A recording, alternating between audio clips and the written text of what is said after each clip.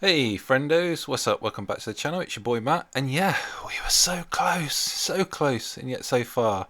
We got it right with the OG Xmen, we got it right with one male, one female, but sadly it was not Logan and Laura, it was Ileana and Magneto. Yeah, it's a shame. I was so close, but I'm still happy. It's still good. Um, so let's have a look at the sneak peek again. We get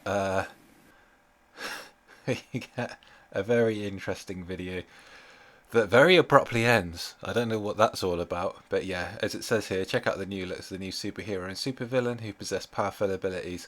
It says here that some text was changed. Now, unfortunately, I don't know what the original text was because I've only seen this sneak peek since it's there.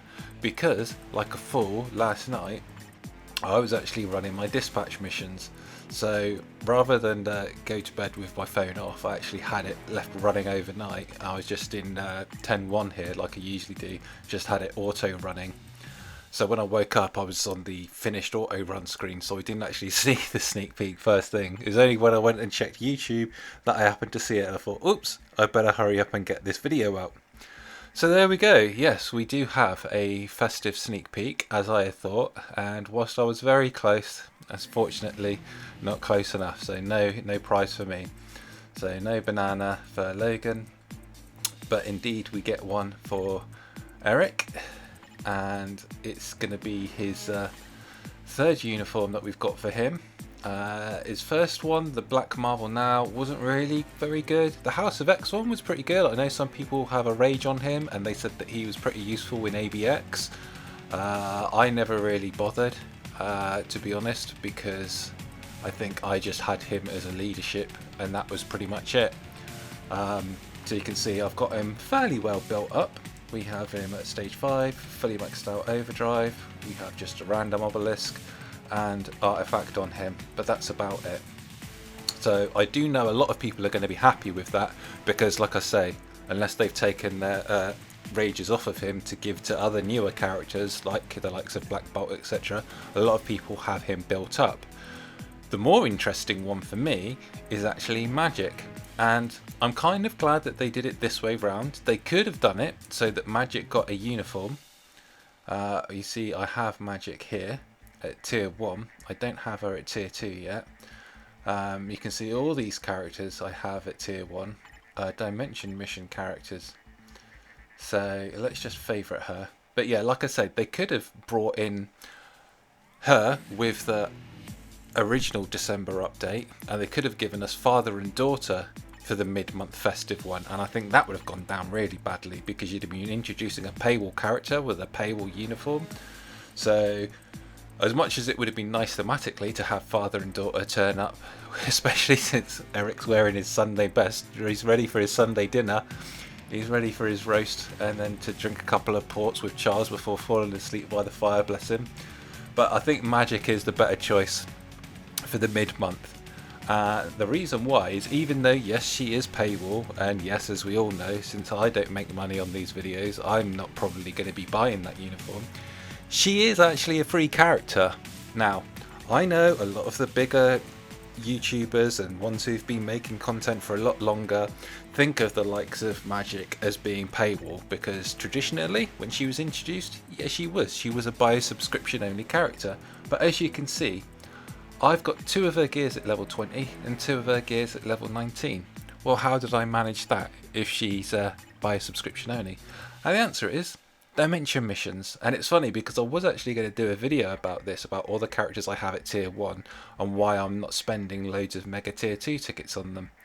Now, for those of you who've been playing the game for a long time, you'll remember that all of these characters in the selection here for the support characters, well, most of them anyway, used to be only available through special missions. And they introduced these characters in 3 lots. We had New Avengers, we had Inhumans, and then we had Asgardians. Oh no, we had the Spider Villains, didn't we? That's it. Yeah, Asgardians was level 11 of story mission back in the old days. So this was the only way you could get them. And then if you completed the collection, you would get extra special rewards, like Dormammu, but before he became a Crystal Cost uniform. Same with Odin, same with Blue Marvel. You got those through completing certain things. Gwenpool you got through completing the special missions. But if you move up here, you can see these characters who all have the little bio selector icon in the top right all used to be bio subscription only, and now you can actually get them as a reward. Now a lot of people will say, oh wow, it's really difficult to get these, and in a way yes, they are quite difficult. Some of them you can get from legendary battles, etc. However, the mutants are slightly better. They have an advantage, and the reason why is because you can also get them from the end of day box if you collect all 8 rewards. So if you go down your contribution list, you can actually see you can get your gold tokens, comic card tokens, dimension chest tokens, custom gear tokens, and then you can see at the bottom you get the end of day contribution chest, and you can actually get your Magik, Colossus, Gambit, Weapon X. You can get 10 bios if you happen to get lucky, and then you can see you can also get very lucky and get Rachel, Negasonic, Charles, and for some reason Abomination. We don't ask why they put Abomination in. This is obviously the old Danger Room box, for those who remember that, because obviously that's been gone a long while now. And why they didn't put Juggernaut, even though yes, I know Juggernaut's not a mutant, but he's more thematic than Abomination is. So yeah, I've actually been just plugging away, and you can see you just auto clear, and it gets up a little thing here which says what your rewards are, and you'll get a little bio there.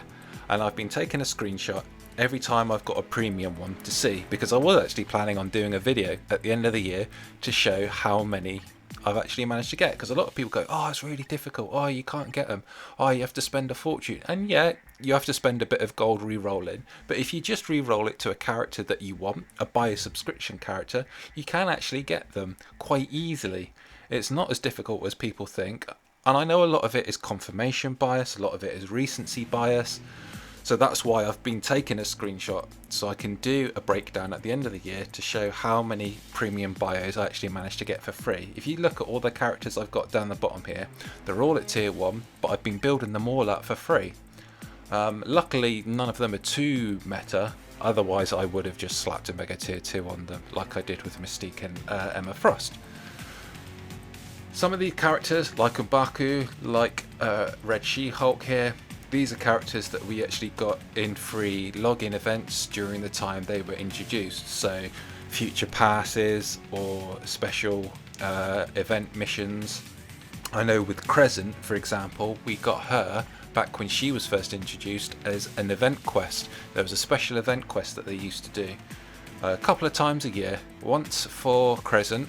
And if you had her at 3 stars, you could unlock more bios, and if you had her at 5 stars, you could unlock even more bios by doing these special event quest mission runs. And they also used to do it for X23, but sadly they don't do that anymore. And you can see we have Quasar, and then we're back to Adam Warlock at the top. So it is quite possible to get these characters available for free just by playing Dimension missions. So yeah, it could be that the new uniform for Magik is so good and so meta defining that you want to just spend the money and then you want to get her buy a subscription and pay for her and get her maxed out. Luckily for me, I have enough bios for Magneto, so I can take him straight to tier 4, or level 80 I should say, not to tier 4, because there's no way we have enough in the likes of Solar, the Faltine and Carbonadium. But that's only because we just farm his mission every day. And unfortunately he is still going to be Crystal War. If you haven't unlocked that thing for Jean Grey, well, we now have 2 reasons why, because you can get Jean Grey to tier 4 and Magneto to tier 4, so I think that's probably extra impetus for people to pay for that event, epic quest I should say, and that may be part of the reason why. Hopefully Magneto is going to be as strong for Blast as Black Bolt is as a universal villain. That would be nice. So I can go ahead and then get a rage to put on Magneto. As for Magik, as to how good she'll be, it'll be interesting to see if she's going to be worth putting a Mega Tier 2 on or not. But yeah, that's it for now. So sadly, I was very close, but I wasn't quite right. It was Magik and Magneto. We shall see how good they are next week when the update drops. Until then, take care for now, and I'll catch you guys in the next one. Bye for now.